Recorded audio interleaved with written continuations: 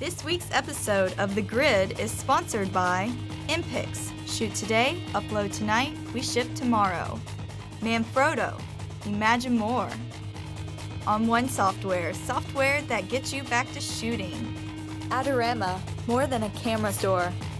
And Tiffin, helping create the world's greatest images.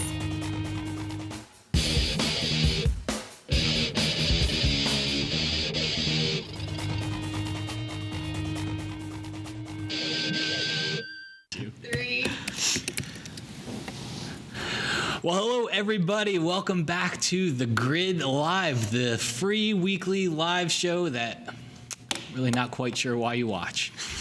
Anyway, hey, so my name is Matt Klaskowski, and I am here on the set with Mr. Tim Wallace. Welcome, Hi, guys. Tim. Welcome. Thank you. So Tim is an automotive photographer from the UK. Yep. We actually have Tim here this week. He's doing some classes for Kelby training, which we will undoubtedly talk about in just a couple of minutes here. But first off, welcome, Tim. Thank you very much. How are you enjoying your time in Florida? Humid. It is humid here.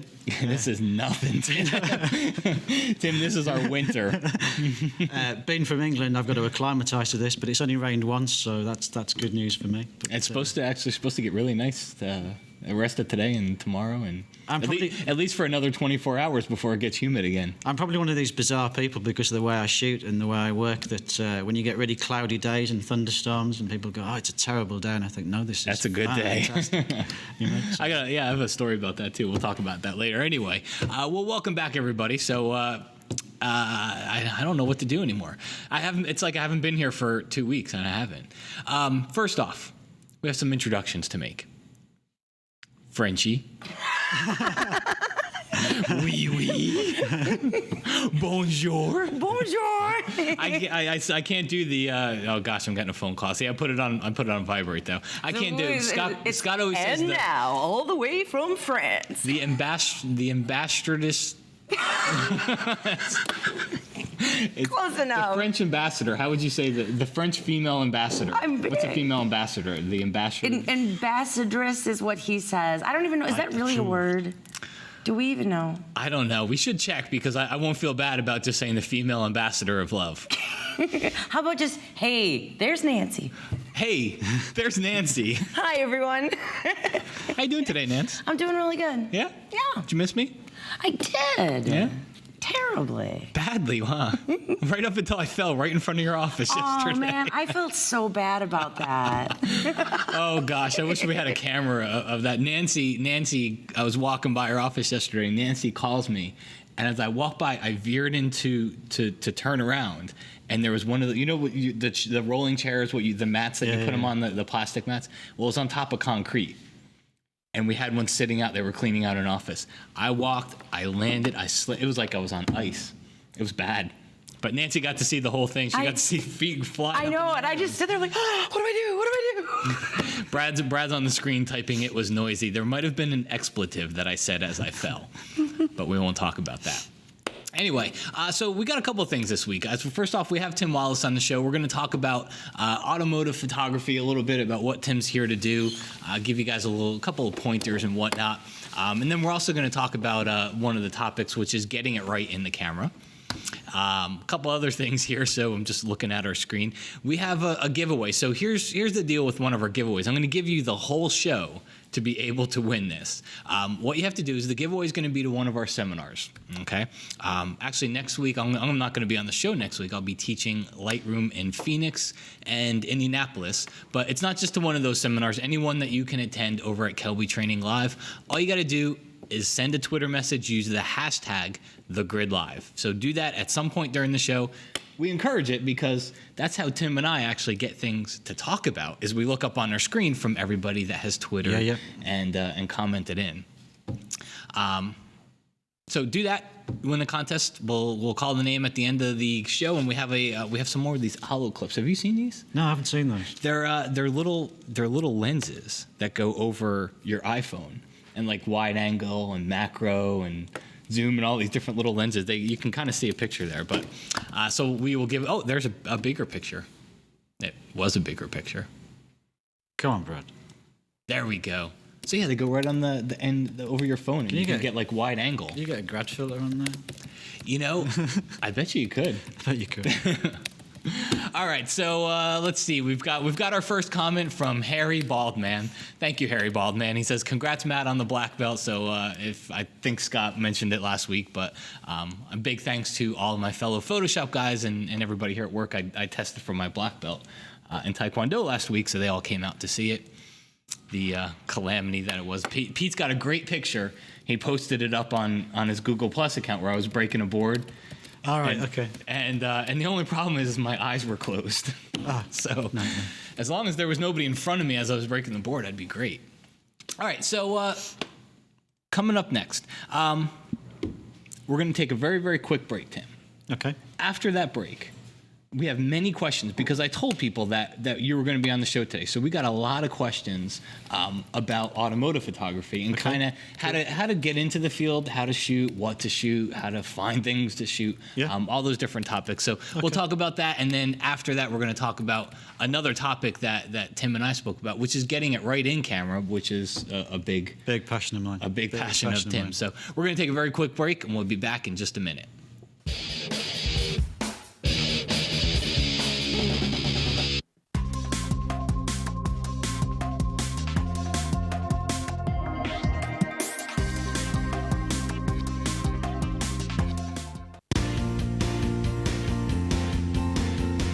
Hey, I'm Jeremy Cower, and I hope you will check out my new class at kelbytraining.com. We talked a lot about locations and making the most of one location without having to go drive around to multiple places.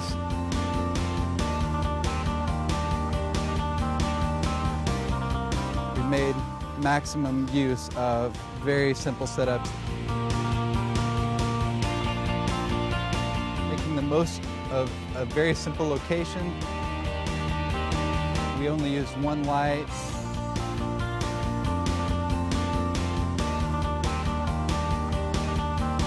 Several setups from the same location.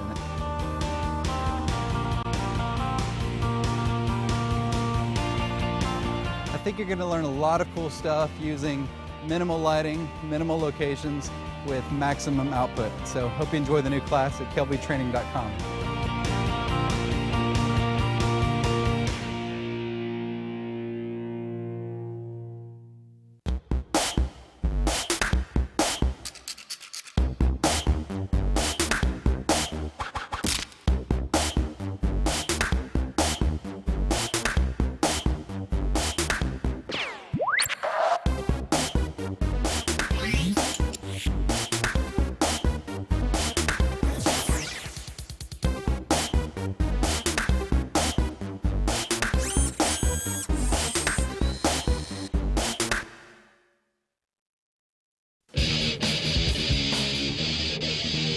All right, we are back, and I have to tell you, right before we came back to break, because we always tell you about the chaos that goes on behind screen. Well, Tim, I already liked him. I already liked him before he came here, but I liked him that much more because he was messing with me. We were talking, and they're counting down 10, 9, 8, and Tim's still talking, and he's laughing. I'm like, you're just going to keep going right to the end, aren't you? So Tim's a good guy. Anyway, I wanted to take a quick moment to talk about one of our sponsors, Manfrotto. And I brought out one of the BX 500s here. We'll call it Bob. I brought one of the BX 500s out here. And Tim, you use Rangers and I use Rangers Manfrotto equipment too. And I use the monoblocks as well sometimes, yeah. So we were talking during the break about some of the equipment. One of the things that we like the most about these is it's got the Skyport built right into it. So you don't have to have a triggering mechanism put onto the flash and then your own trigger. You just have your Skyport on your camera. Everything's built right into the flash. And what do you use the most? Rangers? I'm probably using the Rangers. I shoot a lot on location. The conditions are not exactly ideal, weather situation. I mean, extreme. If there's a thunderstorm, I'm there, you know. Hey, Tim, you would do great in Florida. Seriously, you'd have something to shoot every day here. I seriously think it would be cool to light a car under a bridge when there's a hurricane right through you. I seriously think that. Well, you need to do this. We could probably arrange it. And, hurricanes are planned way ahead of time, too. So we actually generally know about them. But things like that are cool. I mean, yeah, you could Photoshop, you could composite, you could create that, but it'd be cool just to actually be hanging on and doing it. Yeah, so one of the things you mentioned, you use the Ranger. I use Rangers sometimes. The Ranger packs, and you said you dropped one. Yeah, sometimes I shoot chase vehicles, so I'm in one vehicle, like a Range Rover. Mm-hmm. I've got my baby reins on, as I call them, which is like a chest rig harness. So you're harnessed into the back of a truck? And I'm hooked in, and we're doing sort of 60 miles an hour, and the vehicle that I'm shooting is behind us, and with constant speed and distance. And sometimes you want to just get a bit of light in there, pop the light in. Mm-hmm. So I've got like a transit van or something with the side open. We've got the flash units in there, the Ranger packs in there. And the great thing about Skyport actually as well, which you need to really mention, is the fact that it's got the different channels. Uh-huh. So you can, where I am in a moving vehicle with my baby reins on, I can switch to channel 2 and I can adjust the power remotely between each one without him to try and shout, hey, But so yeah. How many cars do you have going down the street when you're doing this? It depends. It can get complicated, and there was one situation where I closed a section of motorway between two junctions, and basically it was a case of coming on at one junction, and the police held everybody back, shooting 3 lorries in formation on the across 5 lanes, and then we had from one junction to the other to get the shot before we came off and they reopened the motorway. And everyone's driving down the motorway thinking, why am I getting held up? And what the hell's going on here, Hey, you know what I had to do last week? It was just like that. I mean, it was almost the same exact situation. Last week, I had a couple that I was photographing, and they were at a park. Right. And there was a car. It was nearby, I swear. It was like in the parking lot. Yeah. And they were in the park, and it was crazy, Tim. I mean, the danger situation that I was put in just to photograph this couple with a car that was 400 yards away. It was terrible. Yeah, I mean, I was living on the edge. You're the man. No, seriously, that's crazy. You're pushing this stuff to the limit. It's pretty. But it's cool, the way. I mean, it's you're passionate about what you do. It's what you do. But we have lost a Ranger pack out of one of those vehicles before. I think we weren't going that fast. We were doing about 20 or 30 miles an hour, and the Ranger pack was a spare that was in there, and it just went. And it went out the vehicle. And I swear down on my life, we stopped, we tried it, we hooked it up, still firing. It still works. It's fine. Cool. There you go. Better endorsement than I can ever possibly give. So, all right. So let's jump into some questions. Some questions for Tim. Make sure you use the Twitter account and use the #, the grid live sign, or sign, hashtag, whatever you call it. Use that, and that'll get your questions in so we can see them here. First off, Tim, one of the questions, I'll ask a personal question for me, which is, how'd you get started in this? And are you married? No, not married. Basically, I started my business from scratch 4 years ago. And I did it because I was made redundant. I used to work in media with Virgin as a media manager. Mm-hmm. Did that. I was well paid, Monday to Friday. Things changed, businesses change. I was offered relocation or redundancy. Mm-hmm. I took redundancy, sat down and thought, do you know what? I really want to do this. And if I don't do this now, I'll probably never do it because I'll become complacent in my job. I'll take the money and just do my job. When you get something, Yeah, so I sat down, my dining room table for a very difficult 5 days, did a business plan and came up with the whole concept of ambient life, shooting not just cars, but the prestige end of the market. Everyone told me, Tim, your stuff's great, but it's too much like art. It's not going to be commercially viable. You're too old. I mean, hey, I'm too old. And it's such a difficult field to get into. It's so specific. But I went for it. And I'm 4 years in. I'm doing well, touch wood. I'm busy every single day, literally. Yeah. Life's good. I do what I'm passionate about. One way of putting it, I work really, really hard to not wear a shirt and tie every day for a job. That's good. And it's great. And I just wish I'd done it before, really. How much experience did you have with this before? I did have some experience in photography because I actually started developing and printing when I was actually only 7 years old from my grandfather. So my first passion was actually developing and printing, which is probably why I approach photography the way that I do, which is I sort of have the image in my head before we even start unpacking the gear, which is a bit strange. But I see the whole image in black and white, and it's all broken down into tones and it's all about contrast and light and shadow. And it's basically, then I just reverse engineer it in real life and make that happen and get that onto the card. That's it. Yeah, I don't really think about it. I just do it now. And as far as automobile photography, I mean, how much had you had before 5 years ago? None. Just started from scratch. Yep, started from scratch. Just started shooting. So that was one of the questions that we got up, and Meredith, I think. So are people able to see up on screen some of this? Get a good. There we go. There's a lot of comments. Everyone. So just let's take a look at a couple of photos first. That's amazing. Very cool.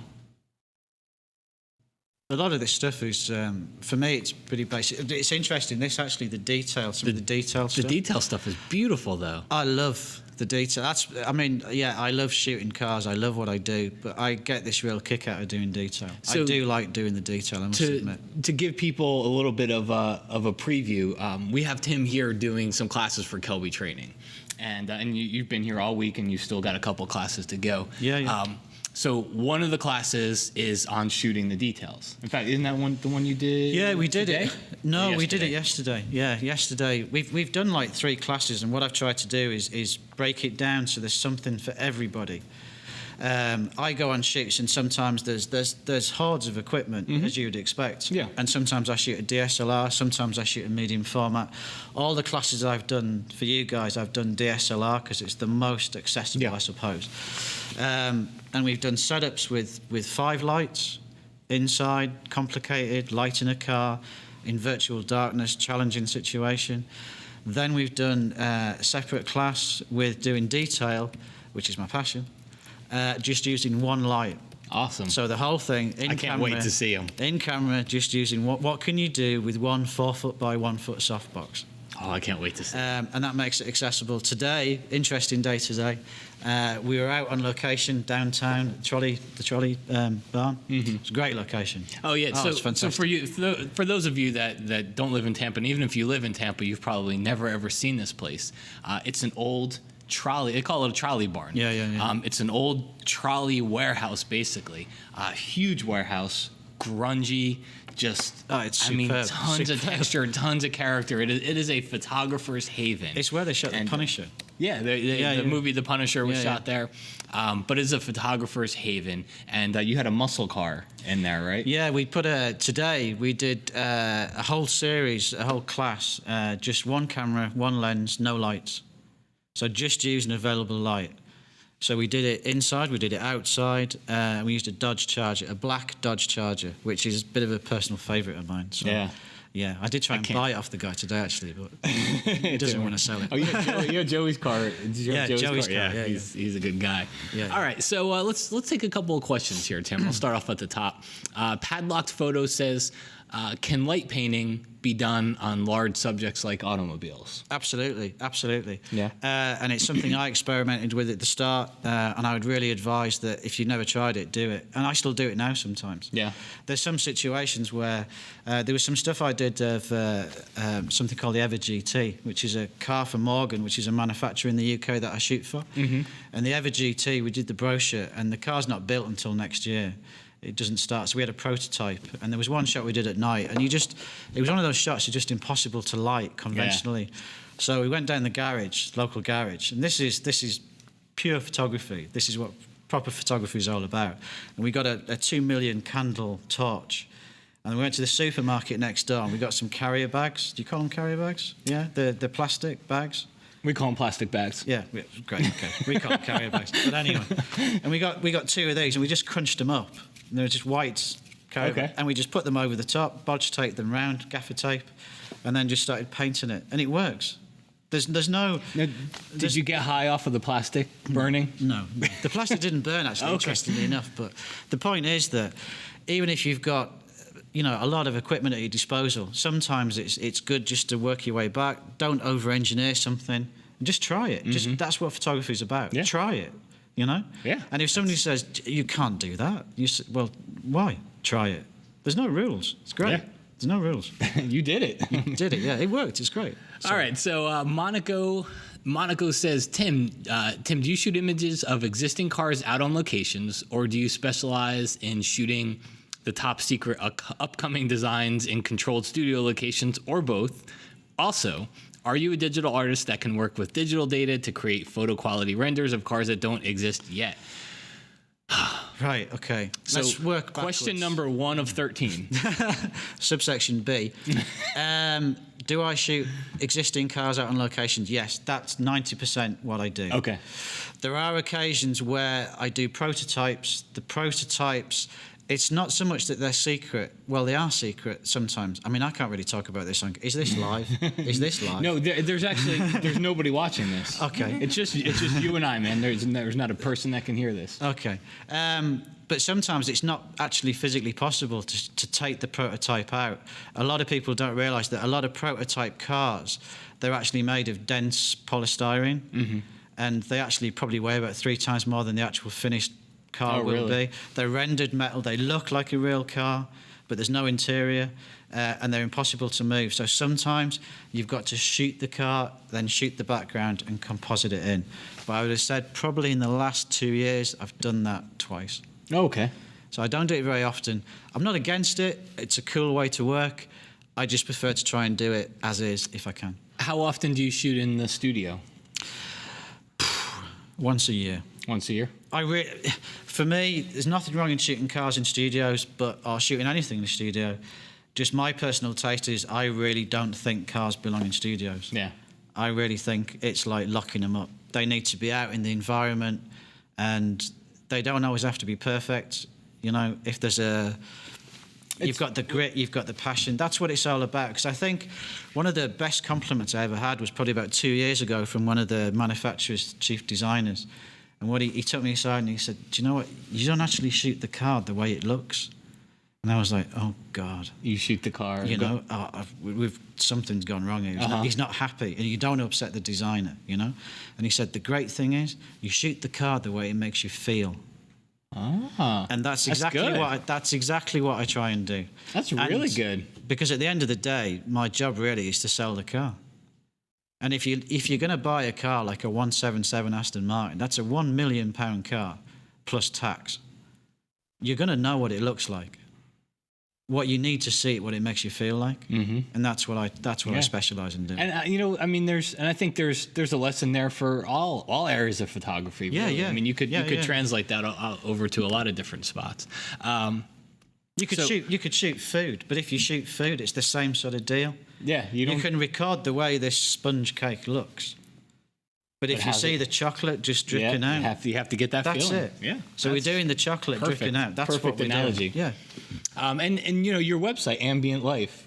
It's, I mean, that to me, you know, just the name of it kind of, it almost like, as I learn more about what you like to shoot and how you like to shoot it, it kind of makes more sense that's your passion, is to shoot the cars out kind of in the element. So yeah, very cool. All right, so.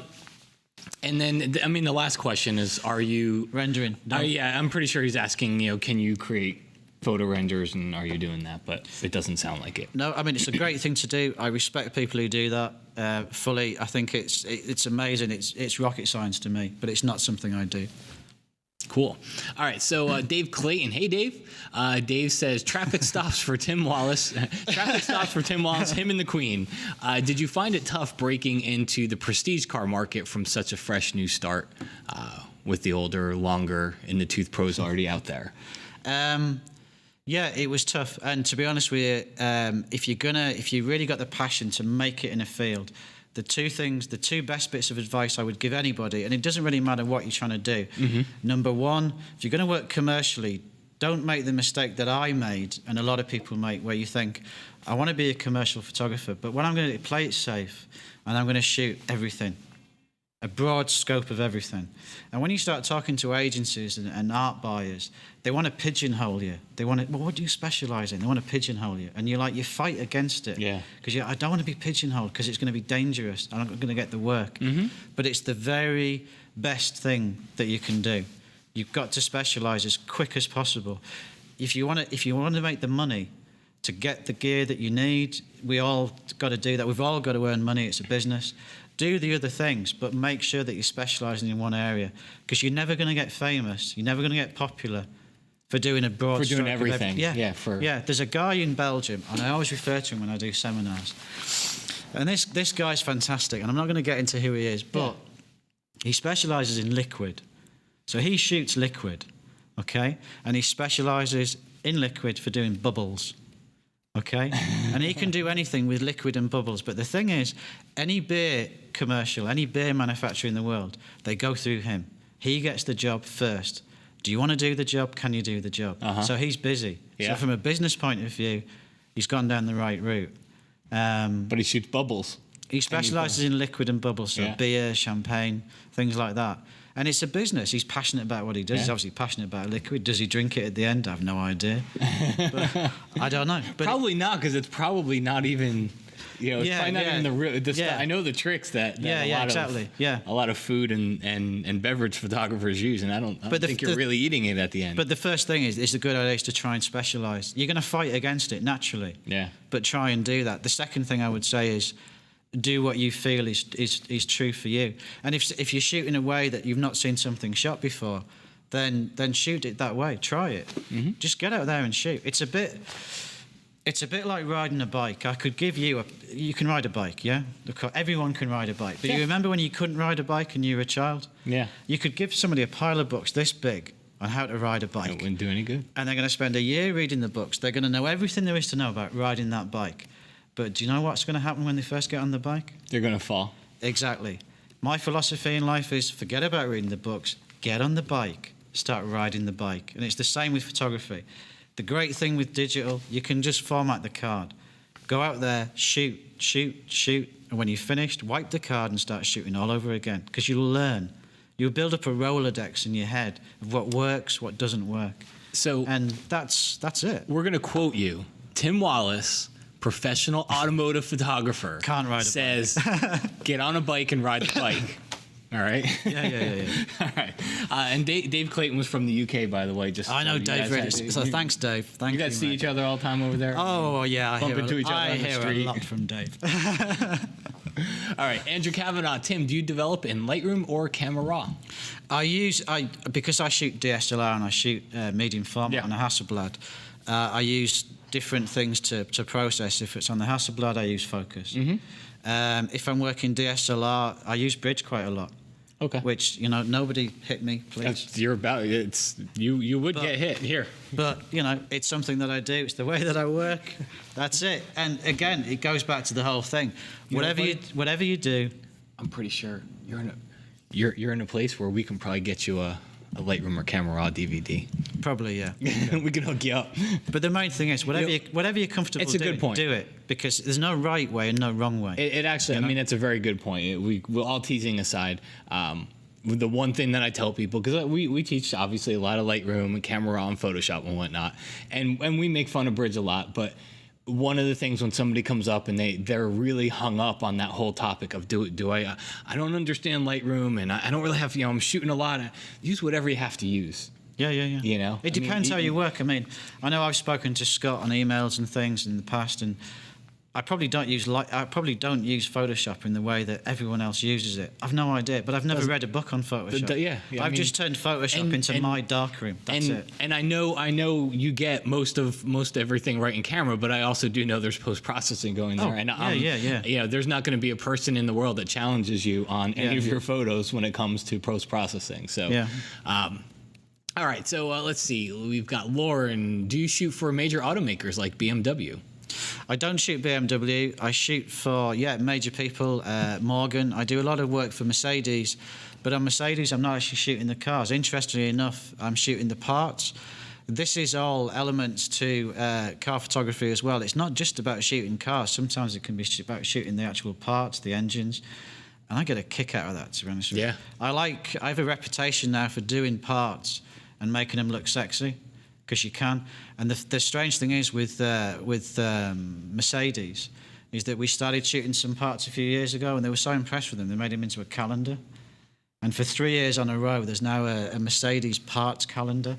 that goes around every Mercedes dealer. Really? And it's sexy parts. And it's great. It's great, because why not? Yeah. Why not? All right, so another question we got here. This one's from Muggle1. Just kind of paraphrase a little bit, but shooting autos is tough due to highly reflective surfaces. How do you control reflections? How long is the show? Let's give the... you can take 90 minutes if you need. Reflections is, it's the biggest thing you're going to find when you try and shoot cars. Everyone thinks that if you've got a fantastic car in front of you, it's going to be fairly easy to get a great shot. But they are multi-surfaced, mirrored, reflective Absolutely, surfaces. Yeah. I mean, it's like if I ever shoot people, now and again I shoot people and I just think, wow, you don't reflect. This is so easy, you know? But reflections, the key to reflections, to controlling them, is to understand, firstly, position your car. If you're going to use just available light, position your car and look at where the reflections are. If you're going to light a car, the best advice really is to fix where you're going to shoot from first. It's one of the things we did in one of the seminars and the classes here. If you don't have a starting point, a fixed point, you're not going to be able to light the car, because you can move just an inch and everything changes. Yeah. It's really pinpoint stuff. If you're not into pinpoint stuff, don't shoot cars. Don't get into it? Don't get into it, no. Cool. But if you are, yeah, it's good. Awesome. Hey, Brad, if you would do me a favor, anything that asks about post-processing, just move toward the bottom, because we'll talk about that when we get into some of the the topic of getting it right in camera. All right, so we talked about reflections. Let's see, Iron Man, are there any historic classic vehicles that you would like to shoot for your own personal satisfaction? I'm not difficult one to answer that really. I'm one of my biggest clients. I do a lot of stuff with Aston Martins, and I do love Astons, but I actually like the classics. Yeah. One of my favorite cars, and this. Well, and that's a question we got. So we should get it. We should handle that one right away. I knew this. This question would before come. The show. He did say somebody's going to ask me what's your favorite car to shoot, and it's a tricky question for him to answer, as he'll tell you why in a second here. I mean, which manufacturer do I upset now? I mean, who's gonna cost me the most money? Okay, so here we go. Who's Tim going to piss off? Right. Okay. Right. There's the cars that you want to shoot. There's the cars that you want to own, and there's the cars that you want to drive that you wouldn't touch with a stick. Mm-hmm. You know, there's cars that I really, really like and I would like to own, and one of those is one of the ones I shot today. I like Dodge Chargers. I just like them. Yeah. I just love the simplicity, because it's there, it's meaty, it's quite an aggressive car, but it's also understated. It's like Maseratis. I like Maseratis because they're a little bit understated. Mm-hmm. There are some cars that are just great to shoot. They're pretty cars, and they evoke a lot of emotion. Things like DB6s, DB4s. It's quite a pretty car. I just finished the calendar for Aston, and one of the things we shot was a DB5, and we took it into the mountains in Switzerland. And it's a romantic shot. And in the entire frame, the car takes up like that much room. In the entire frame, you've got the road sweeping up, the road sweeping down, the mountains. Uh-huh. But it works because you just think, God, I just want to be there. Mm-hmm. And that's what you want to do. Yeah. You want to make somebody feel, God, I just want to be there. You know? So and it's interesting you said, because the cars that you want to own, or the cars that you want to drive, and the cars that you want to shoot, they're all different. This is just, it's kind of a very, I guess I understood what you meant, because I remember I always thought the Hummers were really, I'm a big SUV fan. Yeah. So if I would love to shoot sports cars, and I love to get into a sports car and drive a sports car, but I would never want to own a sports car. If somebody gave me one, I would sell it, and I would buy a really nice SUV. Yeah. But I always thought the Hummers were really cool. Yeah. And one time we were in Las Vegas, and we rented a Hummer. And as soon as I got inside of that thing, I will never, ever own a Hummer in my entire life. It was the most as big as that vehicle is, you could not get in. I mean, it had trouble holding 4 people. Yeah. I mean, 4 people were not comfortably seated inside of there. Your legs and... For doing what I do, probably one of the ideal vehicles for me to use and to work with and to drive is probably like a Range Rover Sport. It's perfect for what I do as a photographer. But But That's what I would go out and buy. But if I was somebody gonna- gave me a sports car, I'd sell it and I'd go out and buy a Range Rover. But if you chuck me the keys to an Aston, most of the Astons I shoot, I drive. I'm very fortunate in that way. That's another question I get asked a lot. Do you drive the cars? Yeah, I do. That's part of your contract, right? Because, well, I've got to position them, and sometimes I've even got to get them down to the location if we've not got a low loader or something that we can use. And sometimes they feel like they just have a little something that needs to be worked out over the course of an hour drive. Well, it's like a personality. Well, an hour, 3 hours, I don't know. Whenever the fuel runs out. But you've got to work out the personality to the car, and sometimes you've got to drive the car to understand the car. Yeah. One of my favourite cars to drive is the new Ford GT. I can't say the Ford GT40, but the Ford GT. And I've driven it, and I loved it, and it was great. But the air conditioning didn't work. The engine was right there. It was as hot as hell in there. Would I own one? No. Would I drive one again? Yeah. That's great. Okay, hey folks, we're going to take a very, very quick. Their questions are pouring in, and they're great questions, so I don't want to stop. We're going to take a very quick break, and my phone keeps going off. It's like, not me. It's not me. It is. Hey, so speaking of. Whoa. This is a good segue. I was going to talk about this when we came back. So the folks, you got to. Tim saw this before. I did. So the folks over at Element Case, they had contacted RC at one point, and they said, and all of this is full disclosure. They had said, we'd love for you to take a look at our cases. Mm-hmm. So they sent a couple over, and I put one on. I have to say, I think they sent them for us to keep them. If they didn't send them for us to keep them, I'll be sending them a check because they are so darn cool. You've got to go. If you're an iPhone user, you got to check out their website. Because if you're an iPhone user, chances are it's like you kind of like the form factor of things, you know. And if you're a Honda owner, because this is a Honda color. Yeah, I like the orange. But you guys, you have to check them out. And I'm not gonna lie. They're not the cheapest cases that are out there. But I will say this. I've owned two spec cases for my iPhone. And I dropped one, and the case the case did its job.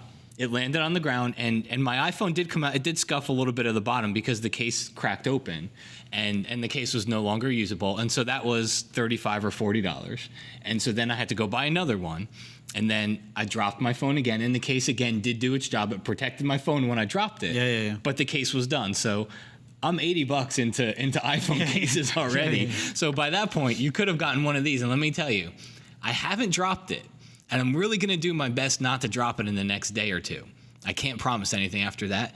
But it's screwed in it's got 4 screws.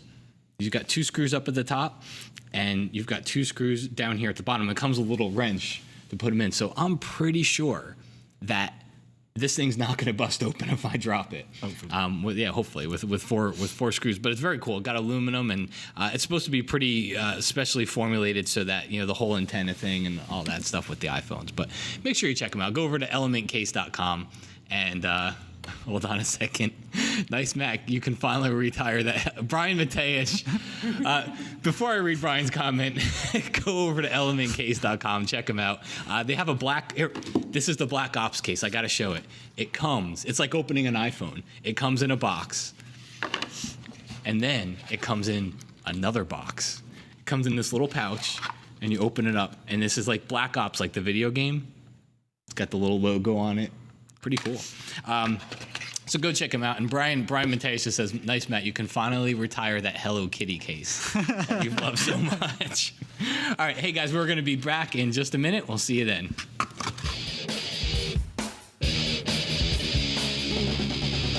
At ADORAMA, our trained staff share your love of photography and can help you find what you're looking for. Our inventory is stocked with all types of cameras and accessories you need. ADORAMA has it all. ADORAMA, more than just a camera store. Visit us at 42 West 18th or at adorama.com.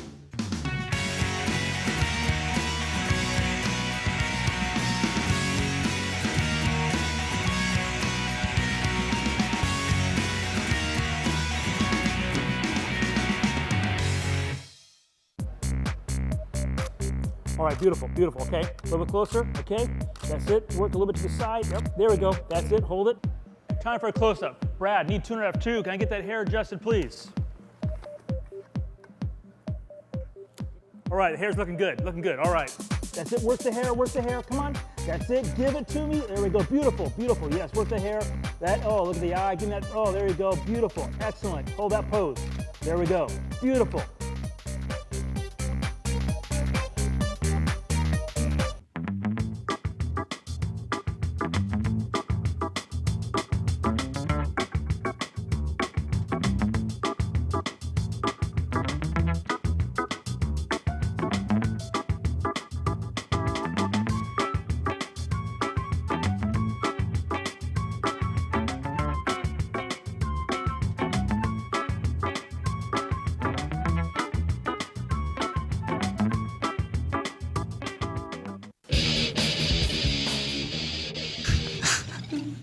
We are back.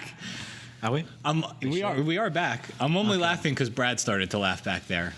I guess you read another comment. So real quick, we have to have a quick pronunciation drill here. So Brian Matias. Sorry, Brian. I always say Matias. I know it's Matias. And of all people that butcher somebody's last name, I should not be the one to do it because it happens quite often. Monty and Nicole says they suck at pronouncing names properly on this show. Monty Lamontagne. Lamontagne? Did I say it right? Yeah. Do you have to say Lamontagne? All right. Nancy, you know how to say it. You said it right. Lamontagne. Lamontagne with my Buffalo accent. Tim Wallace? Wallace. Don't start. Don't start. All right, Tim's getting a ton of comments and questions here, and Pete over the break said it's probably because of the accent, so I believe that's probably what it is. I'm just teasing Tim. All right, so we're going to just keep taking questions. Eventually we'll get to our topic, which is getting it right in camera, which I think we can kind of work into. We're bleeding down into some of these questions here. But Tim, before I didn't see this question up there. How do we find cars to shoot? So I start out tomorrow, and what do I do? Like, I've got to build a portfolio. I've got to start to do this. What do I do? Sure. I mean, it's a very common question, and the thing is that it amazes me is that people say, "Well, I don't have a car to shoot." You're surrounded by cars. Everyone you know has got a car. Yeah. Some people you know have got 2 cars. You know, you don't have to think, well, the first car I'm going to shoot is an Aston Martin DB9. Don't think that way. You've got to learn about the positive and negative angles in the car, the bodywork, how you're going to light it. It's a learning process, and it's something that you can only do. You can only learn it by doing it. It's the riding the bike. Can't get it across enough. Mm-hmm. So just shoot your car, shoot your parents' cars, shoot your sister's car, shoot your neighbour's car. Shoot as many different types of cars as you can, but do that learning process. When you think, do you know what, I'm in a place now where I think I'm doing my own special thing and it's working, go and see a dealer. Go and see a car dealer and say, look, be honest about it. Don't say, look, I'm a top car photographer. Go down there and say, look, this is what I'm trying to do. This is what I'm trying to achieve. This is what I've done already. Is there any chance I could shoot one of your cars? Mm-hmm. You know, I don't know, whatever that is, an SUV, a sports car, a coupe, whatever. 9 times out of 10, if you're honest about it, and you say, look, I'll give you a few prints at the end. Yeah. You work your way up. You build up. There's no easy way. It's like, I want to be a photographer shooting celebrities. You start learning how to shoot people. Yeah. You build a reputation. It's not so much about the car. It's about the style. You need to develop a strong style. Yeah. And I don't know if I were to start to do this tomorrow, I probably wouldn't go to the largest dealership in the city. No. I would probably drive around a little bit and find maybe a smaller dealership that had a nice car out front or something that, you know, I knew that, hey, maybe I've got kind of a better in, and so I'm going to go to a big corporation of sorts, you know. I mean, they say it's a fact, don't they, that every single person on the planet is linked to every other single person by 7 connections somehow. You're going to know somebody with a good car. Mm-hmm.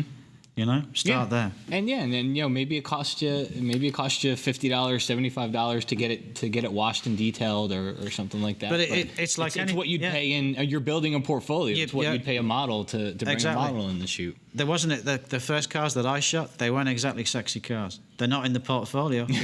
They weren't great cars, but they were a learning curve. Yeah, they were the first bike. Very good. That was it. Awesome.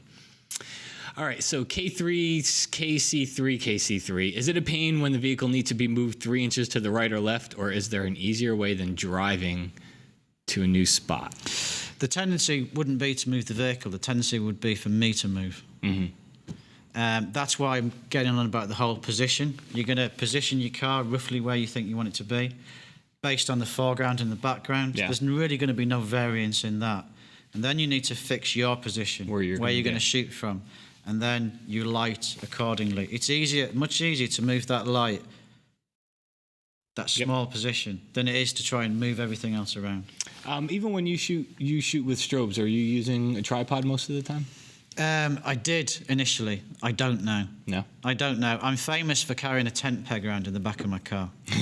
And the tent peg basically goes into the ground. And that's my position. That's where I'm shooting from. Okay. And you just develop it. I don't use a light. I don't use a flash meter, even if I'm using 5 or 6 lights. I mean, on the class that we did with you guys, you'll notice, anybody who watches the class, and please watch the class. It's worth it. Watch it. You'll notice think that you've gained some fans here. The one thing you don't see me wandering around with in my hand is a flash meter. And it's not because I'm clever. It's just because I've ridden the bike. So I get a feeling for it. I'm used to it. And this is the whole thing about building up the Rolodex. Shoot, shoot, shoot, shoot. You know? Yeah. Do you say you have a tent peg? Yeah, tent peg, yeah. Like, yeah. Put it into the ground and... Yeah. That's my shooting point. Huh. That's it. Really? Yep. Well, cool. All right, so various people. What is shooting pinpoint? Pinpoint? I'm not sure what you mean by that. All right. Various people, you'll have to rephrase your question. Blue fin, talking light, so mostly soft lighting or point lighting? Right, I wonder if these two are slightly the same. In the fact that if the question is, do we use focus bare heads with, or do we use maybe basically large soft boxes? Yeah. A mixture of both, but I would have said 70% is soft strip soft boxes. I would have said that, to be honest with you. Yeah. Because the way that I light stuff, I don't really want it to look lit. I mean, the detail's going to look lit. That's obvious, because that's coming out of the darkness. Yeah. It's lit. The cars that are outside, if they are lit, I don't really want them to look lit. So I need to balance it out. And if you're using a bare head or a reflector, you can't avoid it looking lit. If you're using a softbox and you're using that at different distances and things and different power settings, you can sort of balance it up. Yeah. You don't want to take all the shadows out of a car. If you take the shadows out, it starts to look a bit like somebody's just cut it out and stuck it on. Exactly. Which is my total ability in Photoshop. And you know, I mean, same thing with people too. Yeah. You need the shadows, because if you just blow flash at them and they're in front of a black background, probably one of or the dark background, it's maybe one of the easiest ways to explain it is that, and we did it interestingly enough, going back to one of the classes we did today, which was the available light.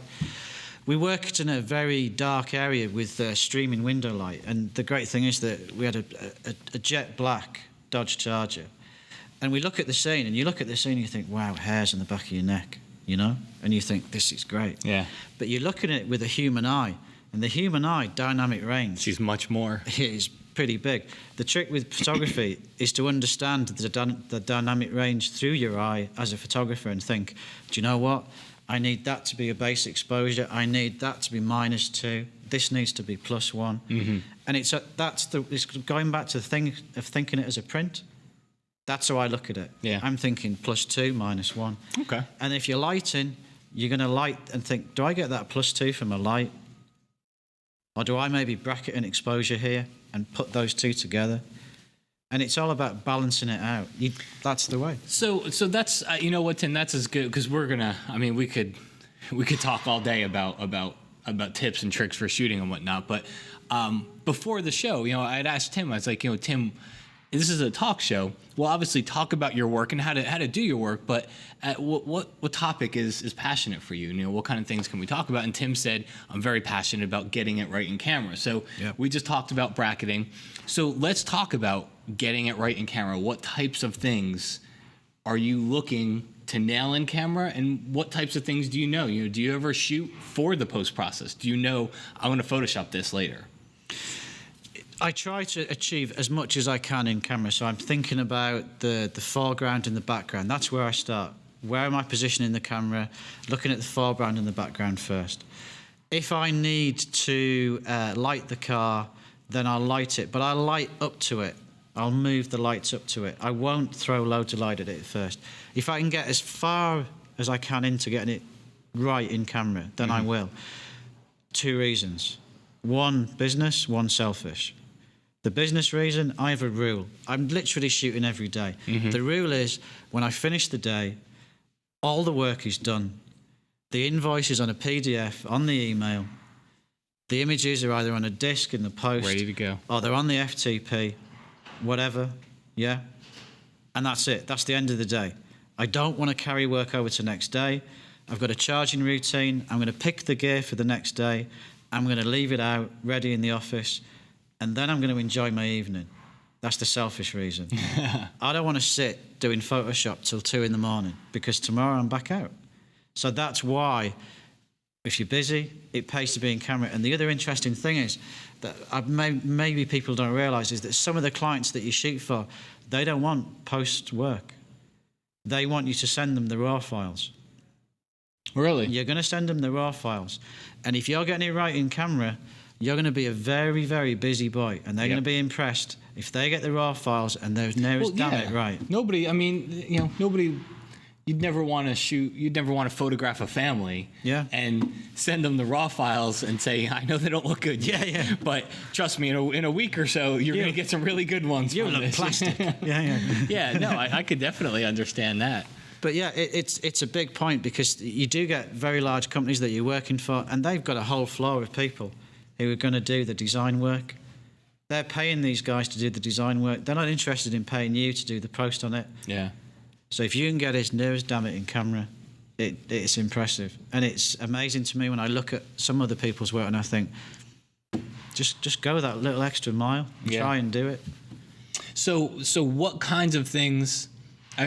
I assume sometimes there's just a situation where there's going to be post-processing work involved. Yep. So what types of things are you dead set on getting right in camera?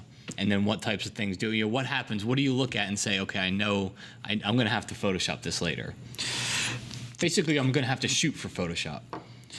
I'd never tend to shoot for Photoshop, but I do. One of the things that I will do is that I'm key on where the car's going to be positioned. Wherever the cars are shot in the stuff that I've done and they're placed, and you've got a tree there and a rock's there, they were there. I'm not going to put them in afterwards because, to be honest with you, I'm not that great in Photoshop that I could probably do that. And I don't want to do that. It's not what I want to do. Yeah. But what I will do is there are situations where you've got to work really quick and you just can't light that certain section of the car. So you may be going to do a bracket. You may be going to do a stop and a half up. So you really, in that sense, you're shooting for the post afterwards. You're going to use that exposure to just paint in a layer and just bring that up. Yeah, sure. You could stick it through and you could pull that image up on the exposure. Am I old-fashioned? Is it from going back to pushing and pulling film? But I'd rather shoot it a stop up or half a stop up than actually just pull it up later, just in case. Because you never know. You do a shot and you think, yeah, this is great, this is okay, this is cool. And then a year down the road, somebody wants to use it on a 50-foot billboard. And you're like, oh, geez, there's noise in that tape. Yeah. You know? Yeah. So just be careful. And I always tell people, you can do a lot of things with one photo. Like you said, you can take one photo and duplicate a version of it and make it brighter and darker. But I always tell people, I'd shoot the bracket. I mean, a good example is I taught a landscape workshop up in Maine last week. Right. So, lots of challenging exposure situations. Yep. You've got foreground and trees and details, and then you've got a bright sky and all these different things. It's basically what I'm doing. I shoot landscapes. There just happens to be a car in it. Yeah, that's it. It's perfect. And so and I'll shoot the bracket. Yep. I'll shoot overexposed. I'll shoot underexposed, and I'll bring those together rather than trying to just tweak the one photo. I only just tweak the one photo if one photo is all I have. I think maybe the difference with me is that I'm not using HDR software. Mm-hmm. HDR's good for some people, not good for other people. Sometimes I think HDR can look a bit too much like HDR. It doesn't really appeal to my style. Mm-hmm. But sometimes it's cool, it's really good. Yeah. But what I will tend to do is use those, and it's almost like I'm a Yorkshireman, which means I'm not that intelligent, probably at the best of times. So it's like a poor man's HDR, and I'll use those brackets and I'll peel that in on different layers. And it works. It's simple, but it works for me, and it's a bit like going back to the darkroom and printing again. Yeah, and it's like HDR without the HDR software. You're still doing the same basis of what HDR is doing, and we got that kind of takes care of 2 or 3 questions in there where people are asking about, tone mapping and exposure blending to get that perfect look, and that's that one. And then somebody asked before whether or not you use HDR software for. How does Tim feel about HDR? I think we just heard it. Yeah, don't use it. Don't use it. All right, let's see. So JT Photog says, how much harder is shooting the detail with small flash as opposed to big flash with a modeling light or continuous light? What I would say there is that chap there is going to really benefit from watching the class that we did with a single light, because I think it will surprise quite a few people and this isn't me being clever, but it's just maybe going to hopefully open some people's eyes to what you can do with just one light. And to be honest with you, if we stick a 4x1 softbox on the end of that monoblock, that's a light, but it's still just a light going through the softbox. You can get an SB900, you can get the attached softboxes, you can start doing a lot of work just with that. Just with an SB900. Just with that. That's how I started. And you know what? That was one of the things, when you and I talked and we planned these classes out, that was one of the things that Tim was actually very passionate about is how to make this stuff accessible to everybody out there, knowing not everybody's going to bust out with 5 flashes right away. Now, you wanted to do part of that because it's inspirational too. It's inspirational to see what can be done, and maybe somebody will either buy or rent that equipment one day. But he was actually very passionate about making sure I want to also be able to show people what I can do with one flash. What one flash can get you. Exactly. So, I think that's important. I've seen and heard of some of the work that's happened over the last few days. So I think one of the things is that people look at my work and they think that it's been over-engineered and a lot of Photoshop work. And there's a question there which is interesting, which is one that often comes up: what camera does Tim use? I'll quickly touch on this. I use Nikon D3s, D3Ss. And if I'm using medium format, I shoot Hasselblad H3D2s and H4s. They're fit for purpose for different things. Yeah. And I sometimes get asked when I do seminars, so which is it, Canon or Nikon? And let's just get this over with quickly, live on air. Canon or Nikon? I get asked this all the time. All right. We're recording. We're gonna quote you, just like we quoted you saying that you ride bikes. Okay. In the UK, predominantly, a lot of people using Canon. Interestingly, I notice here a lot of people using Nikon. Okay. My answer to this question is very, very simple. The best camera to use, Nikon or Canon, can we do a drum roll? Is the one that you own and that you're most comfortable with. And that's it. There you go. Because I've had guys talk to me when I've been shooting stuff, and they look at some of the shots that you do and they go, geez, you must have a really good camera. Like it's the camera that does it. Yeah. Not the lens, not the creativity, not the eye, not the light, anything else. That you must have a really good camera. Yeah. And you think, great, well, I'm going to go for a meal tonight in this fantastic Italian restaurant. I'm going to eat this meal, and then I'm going to ask the chef to come out, and I'm going to say, that meal was fantastic. Amazing. You must have a really good oven. And it's the same thing. No one asks Shakespeare, what sort of pen do you use? Yeah, exactly. It's what you do with it. That's it. I started with a Nikon, a D70. I bought it off eBay 4 years ago and started to test, because when I started the business 4 years ago, I'd never shot digital. So I got this off eBay for about, $100 to just get used to digital, because I've been used to shooting film. That's it. Very cool. All right, so we talked about one of the things, neutral density grads, and I guess all the tools that a landscape photographer, an outdoor travel photographer would use. So do you use polarizers? Do you use neutral density grads? Yeah, I use polarizers occasionally. It depends on the paintwork of the car. Every single manufacturer has different paints and they act differently. Ferrari paint can be a nightmare to shoot. Some of the Morgan paints are gorgeous. The silvers, they're highly reflective, but they sort of absorb the light without kicking it back. There's a certain colour that you can shoot on an Aston Martin. It will go nameless, but it looks green, but it shoots blue, and it's the most bizarre thing in the world. Yeah. So I use polarizers now and again, but the one thing I use a lot of is grads. Yeah. I use grads quite often, and I use them sometimes 2 at a time, sometimes an ND8 here, then an ND2 upside down here.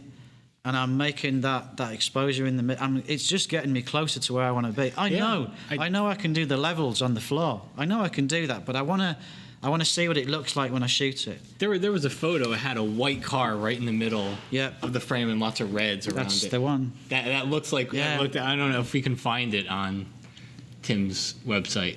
There, maybe.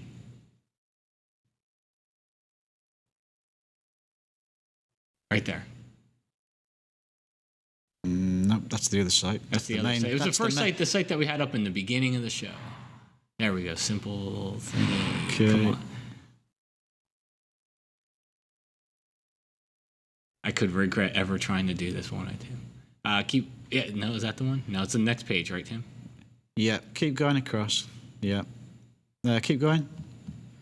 Keep going. There's probably too many pictures on there, to be honest with you. All right. We promise this will be... Never mind. It was. Okay, we'll get to it. Yeah, it was. I thought it was a really good example. I was wondering what you did for that, because the white car... We've got one there, actually. There's a version of it there. Okay. Should we go second in from the other side? He's from the UK. They read from right to left. Yeah.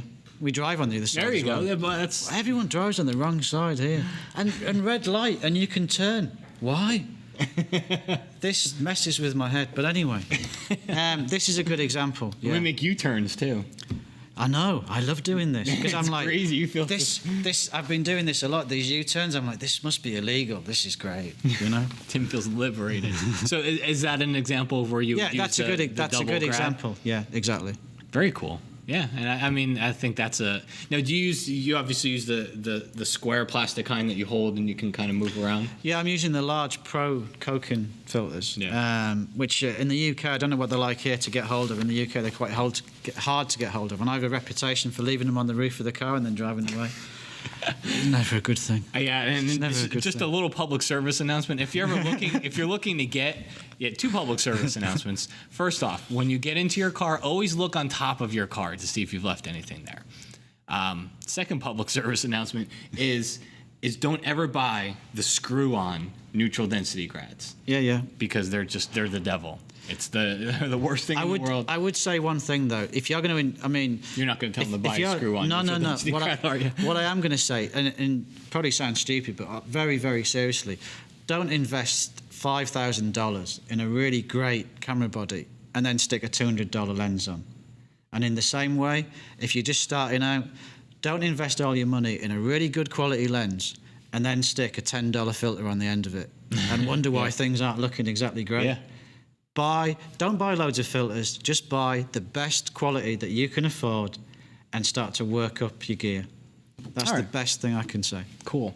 So last question on the whole topic of getting it right in camera. So, I mean, it's pretty clear just from watching you, from talking to you, from listening to you, it sounds like you're getting 90%, 95% of it right in camera, maybe even more.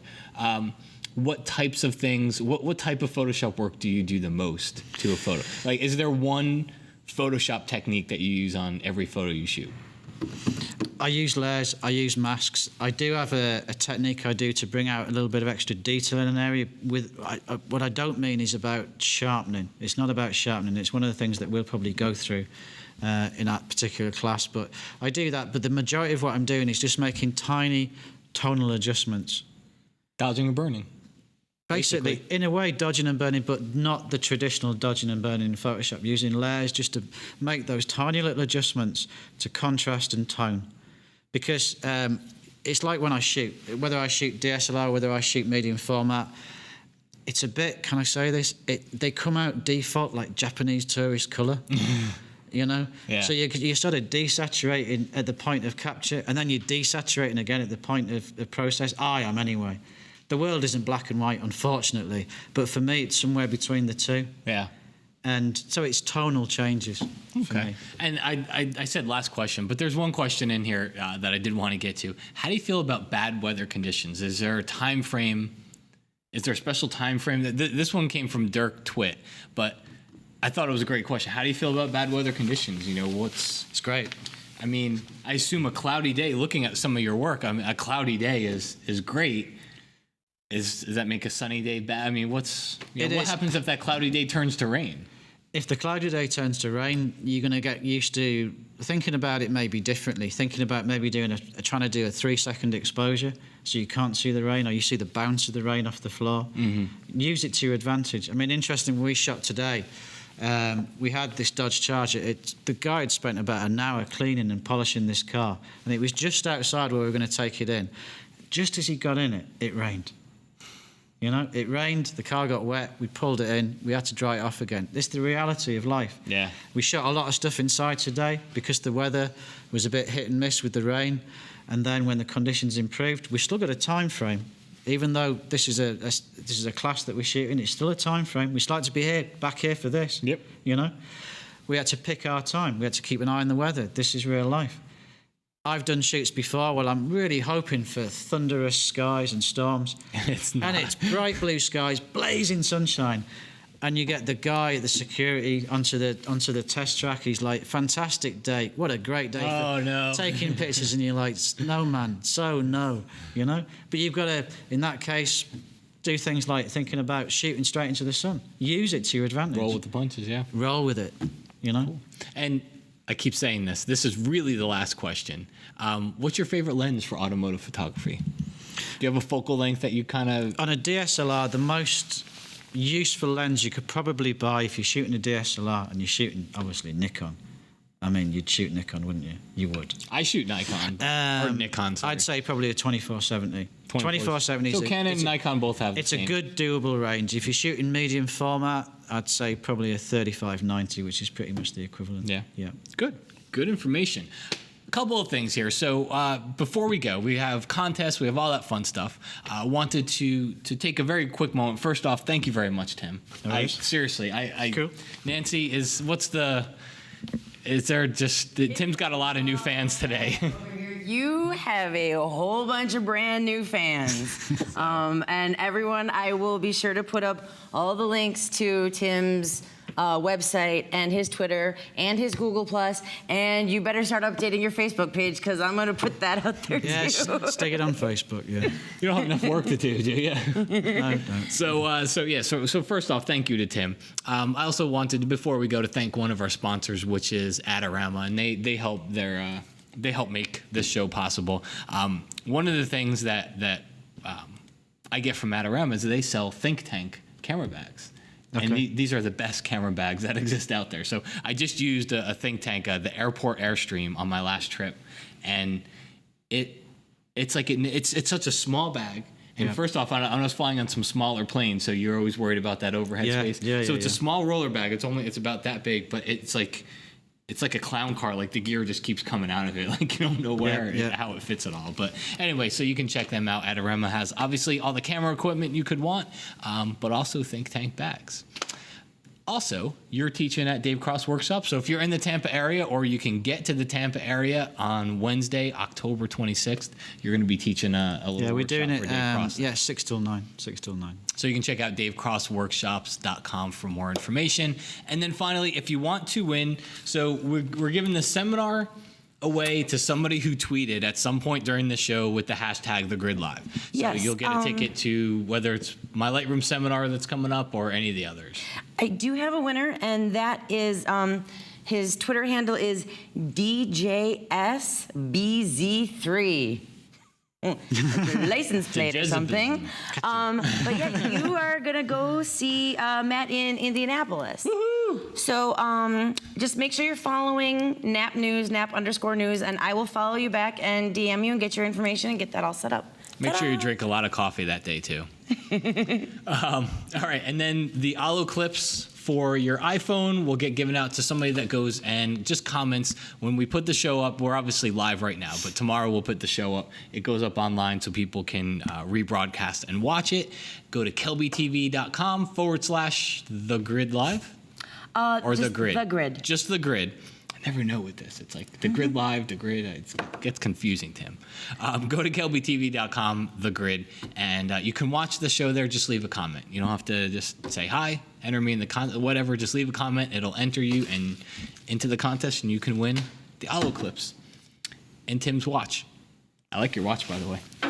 I like my watch. I'm keeping it. Anyway, so Tim, so people can find you. Nancy said she'll put everything up, but people can find you obviously on Twitter or your ambient_life, correct?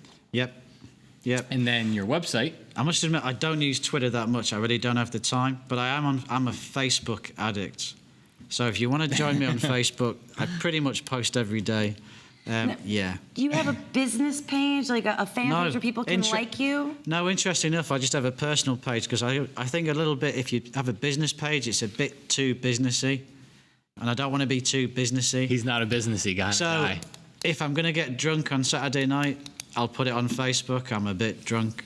Oh, boy, you are going to have a whole lot of friend requests very soon. So it's a bit like just being a normal person, which is what I try to be. Just try and be a normal person. Hey, so Saturday night, where are we going? No idea. Oh, and Tim is on G+ as well, because everyone's like, you got to get him to move over to G+. He's there. I am He's there. I'm there. Tim Wallace. I'm there. Plus Tim Wallace. I'm there. So you can find Tim over just about anywhere. Just Google Tim Wallace, and I'm pretty sure you'll find some great photography and exactly where to follow him. But anyway, thank you very much, Tim, for hanging in the show there. Thank you very much to Brad and to Pete back there for helping with the comments. Juan, are you over on the jib, Juan? Can we see you on the jib, though? Move the jib. Can't move the jib. It's a stationary. What's the point of having a jib then? Here, I'll move one, and you can make it. And to Meredith over there. So Meredith today said, as we, it was 3:45. Meredith walks in, and she looked like she was about to fall over. I was sitting in this chair, and she said, "You're never here at 3:45." I show up about 3:58 to every show. That's what you said to me, yeah. So she was very surprised. So thank you, Meredith. And then over to Nancy, the international female ambassador of French love and kissing. Doesn't sound right. French love and kissing. Okay, let's end the show, folks. Thank you, and thank you very much, Tim. It was a great episode. All right. Take care, everybody. We'll see you again next week. This week's episode of The Grid is sponsored by Impix. Shoot today, upload tonight, we ship tomorrow. Manfrotto. Imagine more. On One Software that gets you back to shooting. ADORAMA, more than a camera store. And Tiffin, helping create the world's greatest images.